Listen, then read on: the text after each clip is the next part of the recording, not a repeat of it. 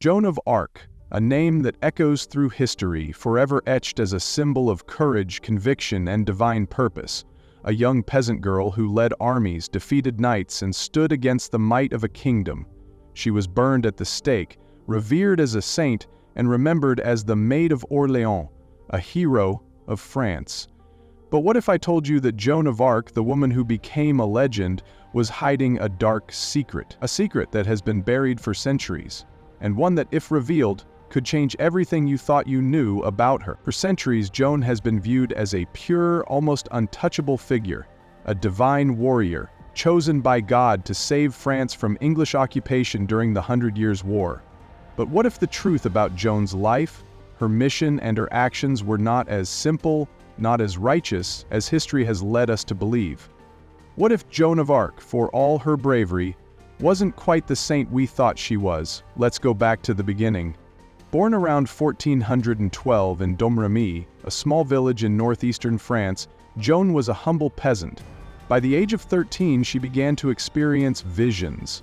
Visions she believed were sent by saints and angels. These visions urged her to take up arms and drive the English out of France.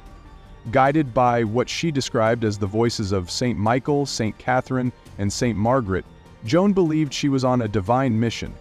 She would eventually meet with the Dauphin of France, Charles VII, and convince him to let her lead an army to lift the siege of Orléans, a pivotal battle in the 100 Years' War.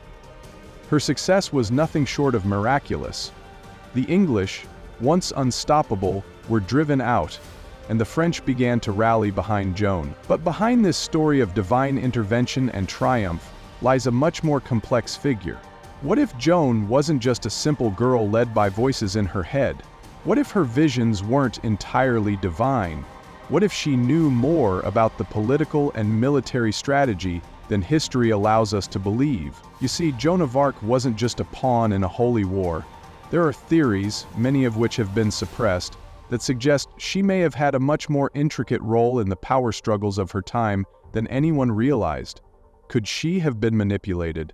Or was she actively manipulating the very forces that would later elevate her to sainthood? The first clue to her hidden secret comes in the way she presented herself. Joan was always adamant about her virginity, even going as far as to wear men's clothing, something that was both practical for battle and, some argue, a deliberate choice to separate herself from the expectations of women in her society. But what if her obsession with her virginity wasn't just a statement of piety or devotion? What if it was a carefully crafted image, one that masked her true identity, her true motivations, and perhaps a darker past? Some historians and researchers have raised the question, was Joan hiding something more than just a desire for purity? Could she have been hiding a secret involvement with certain powerful factions within France? Some argue that Joan's rise to prominence was not just about divine visions, but also about political maneuvering, her sudden access to the king, her unwavering influence over military commanders, and her ability to sway public opinion.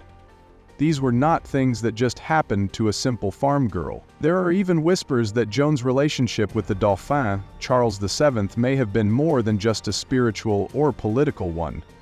Did Joan play a deeper role in securing the throne for Charles, one that went beyond military leadership? Could there have been personal, even intimate connections that history has conveniently erased? And then there is the question of Joan's trial. When she was captured by the Burgundians in 1430 and handed over to the English, she was put on trial for heresy and witchcraft. The trial itself was a political event, one meant to undermine her power and influence. But what was she really accused of? Her political and military roles were not the only points of contention. Her claim to divine guidance was questioned, yes, but so were her personal choices. Did she know too much? Was Joan silenced because she was seen as a threat to both the French crown and the English? The trial records indicate that Joan's accusers were deeply interested in her personal life, her visions, and her connections.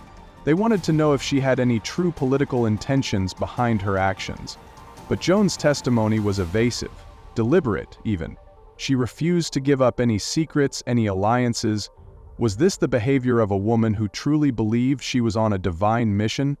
Or was it the behavior of someone who was protecting something much darker. Perhaps the darker side of Joan of Arc is a secret we were never meant to uncover.